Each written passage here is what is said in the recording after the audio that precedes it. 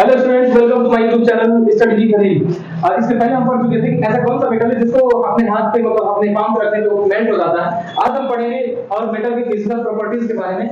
Metal में क्या होता है कि मेटल्स हैव मेलिएबिलिटी। मेटल्स होते हैं वो बहुत सारे ऐसे मेटल होते हैं जिनको पीक करके ज्यादा बनाया जा सकता है, जिनको सीड बनाया जाता है। यानी कि मेटल्स हैव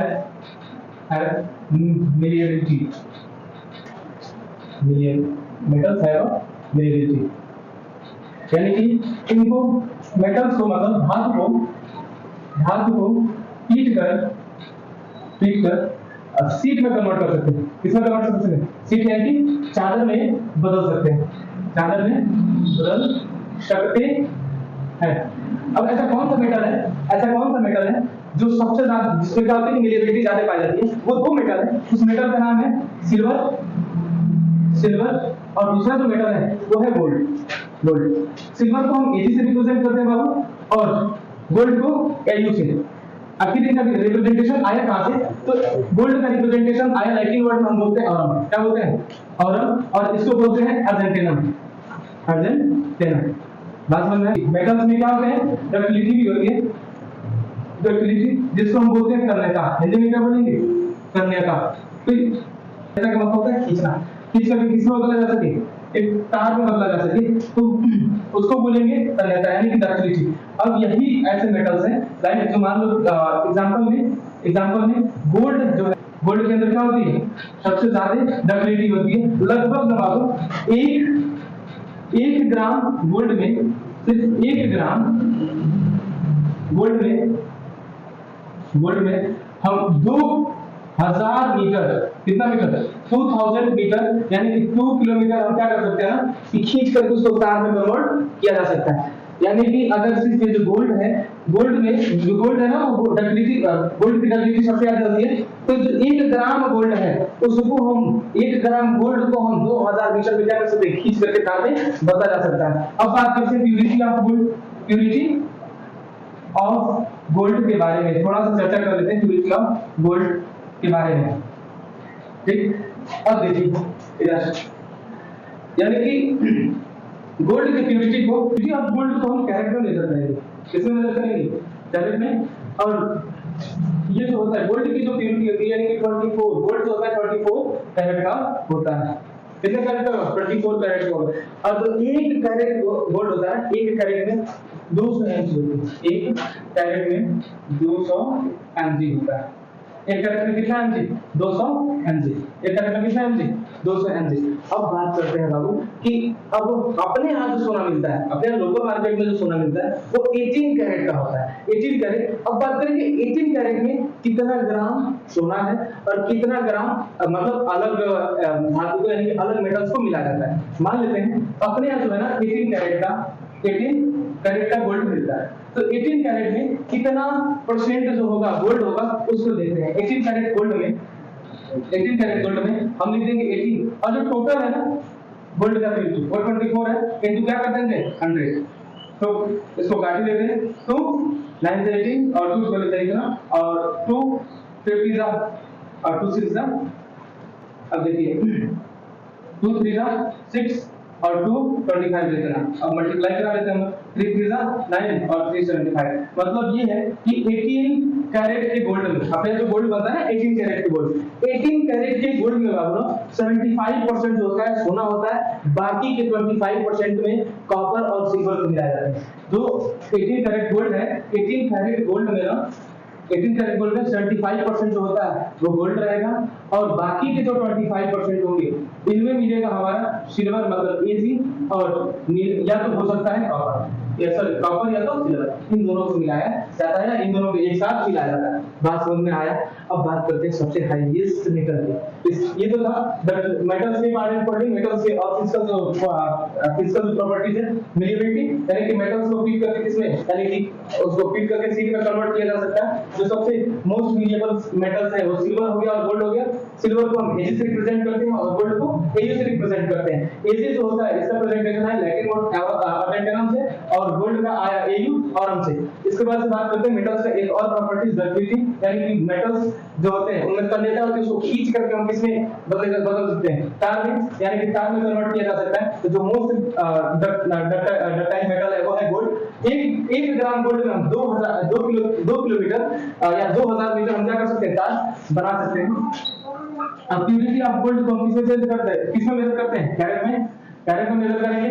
और जो सबसे ज्यादा कैरेट होगा वो 24 कैरेट का होता है, यानी कि यहाँ ये बिस्किट, इसी का क्या होता है, बिस्किट बनता है, गोल्ड बिस्किट, इसी का क्या बनता है, गोल्ड बिस्किट बनता है। और उसी को तोड़ करके क्या होता है कि 18 कैरेट 22 कैरेट का क्या बनाया जाता है, गोल्ड बनाया जाता है। अपने यहाँ जो लोकल मार्केट है उसमें 18 कैरेट का गोल्ड देते हैं। 18 कैरेट जो 18/24 इंटू क्या कर देंगे, 100 निकाल करेंगे। तो इसको जब हम सॉल्व करेंगे तो 75% आएगा। 18% गोल्ड में कितना 18 कैरेट गोल्ड में कितना परसेंट गोल्ड होता है, तो 75% गोल्ड होता है। बाकी का जो 25% हम यूज करते हैं, या तो सिल्वर हो गया तो कॉपर, या दोनों को एक साथ मिलाते हैं। बात समझ में आया बाबू? चलिए नेक्स्ट हम फिजिकल प्रॉपर्टी पढ़ लेते हैं, हाईएस्ट मेटल है। चलिए अब आगे पढ़ लेते हैं हम लोग कि सबसे हाईएस्ट मेटल कौन होगा। हाईएस्ट मेटल कौन है? हाईएस्ट जो मेटल होगा वो ऑस्मियम होगा। ऑस्मियम होगा जिसको हम OS से रिप्रेजेंट करेंगे। किससे रिप्रेजेंट करेंगे? OS से रिप्रेजेंट करेंगे। और वो ई जो है ना, अपने जो पीरियोडिक टेबल देखेंगे, पीरियोडिक टेबल का डी ब्लॉक में आएगा। ये क्या है? It found in D block. ये क्या किस ब्लॉक में पाया जाएगा? डी ब्लॉक में पाया जाएगा। अब बात करते हैं सबसे लाइटेस्ट मेटल कौन है। सबसे लाइटेस्ट मेटल कौन है? जो सबसे लाइटेस्ट मेटल है बाबू वो है लिथियम। कौन है? लिथियम। और लिथियम को हम Li से रिप्रेजेंट करते हैं। किससे रिप्रेजेंट करेंगे? Li से रिप्रेजेंट करेंगे। और या उसके बाद से बात करते हैं लाइटेस्ट मेटल जो है लिथियम है। और लिथियम को किससे रिप्रेजेंट करते हैं? Li से रिप्रेजेंट करते हैं। अब बात करते हैं बाबू सबसे हार्डेस्ट मेटल जो होता है प्लैटिनम। सबसे जो हार्डेस्ट मेटल होगा वो होगा प्लैटिनम। और प्लेटिनम जो होता है उसको Pg से रिप्रेजेंट करते हैं। किससे रिप्रेजेंट करेंगे? Pg। इसके बाद प्लेटिनम के बाद अगर कोई हार्डेस्ट मेटल है तो इसके अलावा प्लेटिनम के अलावा जो है वो है हमारा टंगस्टन। क्या है? टंगस्टन है। और टंगस्टन को हम W से रिप्रेजेंट करते हैं। किससे रिप्रेजेंट करते हैं? W। और W से रिप्रेजेंटेशन आया टंगस्टन का, वो आया लैटिन वर्ड में हम इसको बोलते हैं फुल फॉर्म। क्या बोलेंगे? Full form. बात समझ में आया? जो सबसे हार्डेस्ट मेटल है वो प्लैटिनम। और प्लेटिनम को हम Pg से रिप्रेजेंट करते हैं। और Pg के बाद यानी कि प्लेटिनम के बाद अगर कोई हार्डेस्ट मेटल है तो वो है सबसे ज्यादा टंगस्टन। और टंगस्टन को हम W से रिप्रेजेंट करते हैं। और W जो होता है आया कहां से? लैटिन वर्ड में हम फुल फॉर्म, और इसीलिए W से इसको क्या करते हैं? रिप्रेजेंट करते हैं। अब बात करते हैं मेटल ऑफ होप, मतलब आशा का धातु कौन है? ये सबसे कठोर धातु है। कौन सा धातु है? कठोर धातु है। कौन? प्लेटिनम। सबसे हल्की जो धातु होगी वो होगी लिथियम। और जो सबसे भारी होगी वो होगी हमारा ऑस्मियम। बात करते हैं मेटल ऑफ होप, यानी कि आशा की धातु। क्या बोलेंगे? आशा की धातु, यानी कि मेटल ऑफ होप। आशा की जो धातु है बाबू उसको हम यूरेनियम को बोलते हैं। किसको बोलेंगे? यूरेनियम को। और यूरेनियम को हम रिप्रेजेंट करते हैं U से। किसको रिप्रेजेंट करेंगे? किससे? यूरेनियम को किससे रिप्रेजेंट करेंगे? U से। अब बात करते हैं मेटल ऑफ फ्यूचर, यानी भविष्य की धातु हम किसको बोलते हैं? भविष्य की धातु हम किसको कहते हैं? भविष्य की धातु, यानी कि मेटल ऑफ फ्यूचर। जो मेटल ऑफ फ्यूचर है बाबू इसको हम बोलते हैं टाइटेनियम। ये जो है मेटल ऑफ फ्यूचर है वो कौन है? टाइटेनियम। यही टाइटेनियम जिसको हम बोन फ्रैक्चर को ज्वाइंट करने में यूज करते हैं। अगर कोई हड्डी बीच से टूट जाती है ना, तो हड्डी जब बीच से टूट जाती है तो कहते हैं कि राड डाला गया है। तो राड जो डाला जाता है वो किसका होता है? टाइटेनियम का होता है। टाइटेनियम का राड डाला जाता है। और टाइटेनियम को अमेरियम का राड डाला जाता है। अब क्यों डाला जाता है? क्योंकि इसकी ड्यूरेबिलिटी ज्यादा होती है। इसकी क्या होती है? ड्यूरेबिलिटी क्या होती है? ज्यादा होती है। मतलब ये ज्यादा दिन तक चलेगा। क्या होगा? ये ज्यादा दिन तक टिकाऊ होगा। मतलब ये जो टाइटेनियम है ये क्या होता है? टिकाऊ होता है। क्या होता है, टिकाऊ होता है, इसकी ड्यूरेबिलिटी क्या होती है, ज्यादा होती है। इसी यही एक ऐसा मेटल है ना, मतलब बोल सकते हैं क्राइटेरिया, इसकी ड्यूरेबिलिटी ज्यादा होने की वजह से अगर कहीं से हाथ पैर टूट जाता है, चाहे कुछ भी टूट जाता है, हड्डी अगर टूट जाती है तो उसके बीच में जो रॉड लगाया जाता है वो कौन से मेटल की रॉड होगी, वो होगा टाइटेनियम। बात समझ में आ रही है? तो हैव सो मच मेटल्स में क्या होते हैं ना, आवाज होती है, मेटल्स हैव सोलर्स मेटल्स में क्या होती है, आवाज होती है। क्या होती है, आवाज। जब मेटल्स आपस में मेटल को छूटेंगे ना तो उसमें से क्या निकलेगा, आवाज निकलेगा। तो मेटल्स में एक और प्रॉपर्टी होती है, मेटल्स में क्या होती है, आवाज होती है, और आवाज आती है, मेटल्स क्या होती है, आवाज आती है। जो हाईएस्ट मेटल है वो ऑस्मियम है, लाइटेस्ट मेटल है वो लिथियम है, हार्डेस्ट मेटल है वो प्लैटिनम है, जो आसार की धातु मतलब प्लैटिनम की जो मेटल ऑफ वो है वो यूरेनियम है, जो यू से रिप्रेजेंट करते हैं। और मेटल ऑफ फ्यूचर जो भविष्य की जो धातु है वो टाइटेनियम है। इसकी ड्यूरेबिलिटी क्या होती है, ज्यादा होती है, क्योंकि टिकाऊ होता है, इसलिए मतलब ड्यूरेबिलिटी इसकी ज्यादा होती है। और इसी का यूज कंपाउंड फ्रैक्चर को ज्वाइंट करने मतलब जिस राड डालना जिसको बोलते हैं वो टाइटेनियम का ही राड होता है। और लास्ट जो मेटल है असोरस, मेटल्स में क्या होती है, आवाज आती है, मेटल्स में क्या होती है, आवाज आती है। चलिए नेक्स्ट हम पढ़ते हैं रिएक्टिविटी सीरीज को, अभी हम पढ़ लेते हैं कि मेटल के फिजिकल प्रॉपर्टीज है, सोलर होते हैं, मतलब उसमें आवाज आता है। नेक्स्ट हम टॉपिक पढ़ रहे हैं रिएक्टिविटी सीरीज, जिसको हम हिंदी में बोलते हैं प्रतिक्रिया श्रृंखला। क्या बोलेंगे, प्रतिक्रिया श्रृंखला। मतलब रिएक्टिविटी एक श्रृंखला है, ये पूरा सीरीज दिया गया है, तो इसको हम आपको इजी वे में समझाते हैं, बच्चे समझ नहीं पाते रिएक्टिविटी सीरीज है क्या। ठीक है, रिएक्टिविटी सीरीज है क्या, इसको समझ नहीं पाते हैं। देखिए इसका ट्रिक मैंने बनाया है। Please stop calling me a careless zebra instead try learning how copper says para gold platinum. Please P से पोटेशियम, P से प्लीज, तो P से क्या होगा, पोटेशियम। और पोटेशियम ये सारे एलिमेंट और मेटल है, और इस एलिमेंट और मेटल को हम किधर रिप्रेजेंट करते हैं, इसको किससे रिप्रेजेंट करते हैं, इधर दिया P से पोटेशियम, और पोटेशियम को किससे रिप्रेजेंट करते हैं, K से। स्टॉप का यस उठाइए, यस मतलब सोडियम, और सोडियम का किससे रिप्रेजेंटेशन होता है, NaCl। काली का सी से हम किसको रिप्रेजेंट करते हैं, कैल्शियम को, तो कैल्शियम। मी यानी कि L से स्टार्ट है तो मैग्नीशियम, और मैग्नीशियम को किसे रिप्रेजेंट करते हैं, Mg। ए से एल्युमिनियम, क्या होगा, एल्युमिनियम। और यहाँ पे क्या होगा, पीयर। बात है केयरलेस क्या है, कार्बन। केयरलेस क्या है, कार्बन। मैं नेक्स्ट वीडियो में बताऊंगा कि क्यों हम कार्बन और हाइड्रोजन को हम रिएक्टिविटी सीरीज के अंदर रखते हैं। नेक्स्ट वीडियो में बताएंगे हम आपको नेक्स्ट पार्ट में। ये केयरलेस है, सी से केयरलेस, और सी से कार्बन, और सी कार्बन को किससे रिप्रेजेंट करते हैं, सी से। अब देखिए जेब्रा है, जेब्रा से क्या होगा, जिंक, और जिंक को किससे रिप्रेजेंट करेंगे, जेडियम से। इंस्टेड मतलब आयरन, क्या होगा, आई से इंस्टेड, तो आई से आयरन, और आयरन को किससे रिप्रेजेंट करेंगे, Fe से। किससे रिप्रेजेंट करेंगे बाबू, Fe से रिप्रेजेंट करेंगे। बात करेंगे ट्राई, नेक्स्ट है ट्राई, T फॉर ट्राई, तो T फॉर टी, और टी को किससे रिप्रेजेंट करेंगे, यस, N से। Next lead, L for learning, तो L फॉर लेड, और लेड को किससे रिप्रेजेंट करते हैं, Pb से। नेक्स्ट है हाउ, H फॉर हाउ, तो H मींस भी क्या हो जाएगा, हाइड्रोजन, और हाइड्रोजन को किससे रिप्रेजेंट करेंगे, H से। कॉपर Cu, कॉपर को किससे रिप्रेजेंट करेंगे, C। कॉपर से, यस से, सेफ से, यस होगा, यस से सेफ, तो यस से सिल्वर, और सिल्वर को किससे रिप्रेजेंट करेंगे, Ag से। पारा को हम बोलते हैं मरकरी। पारा को हम क्या बोलते हैं, मरकरी, और मरकरी को रिप्रेजेंट करते हैं Hg से। किससे रिप्रेजेंट करेंगे, Hg से। नेक्स्ट है गोल्ड को हम किससे, गोल्ड है तो यहाँ पे भी क्या है, गोल्ड है, और गोल्ड को हम किससे रिप्रेजेंट करेंगे, Hu से। और लास्ट है प्लेटिनम, और प्लेटिनम जो है उसको हम किससे रिप्रेजेंट करेंगे, Pt से। देखिए अब ये रिएक्टिविटी सीरीज है, और ये जो एरो रिप्रेजेंट कर रहा है, यानी कि अगर नीचे से ऊपर की तरफ बढ़ रहा है, नीचे से किधर बढ़ रहा है, ऊपर की तरफ बढ़ रहा है, तो क्या होंगे, मोस्ट रिएक्टिव मेटल होंगे। और जब हम ऊपर से नीचे की तरफ आएंगे, ऊपर से किधर आएंगे, नीचे की तरफ आएंगे, तो नीचे वाले जो मेटल होंगे वो लिस्ट रिएक्टिव मेटल होंगे। मोस्ट ये अति क्रियाशील होंगे, और ये कम क्रियाशील होंगे। ये क्या होंगे, कम क्रियाशील होंगे।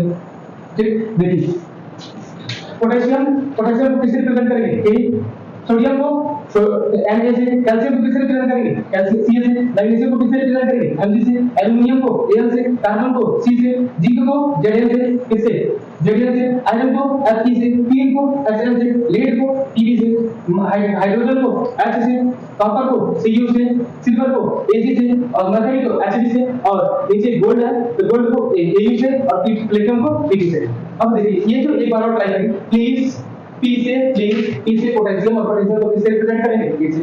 S से स्टॉप, S से सोडियम को किससे रिप्रेजेंट करेंगे? M से। C से टॉनिक और C से कैल्शियम और कैल्शियम को किससे रिप्रेजेंट करेंगे? Cl।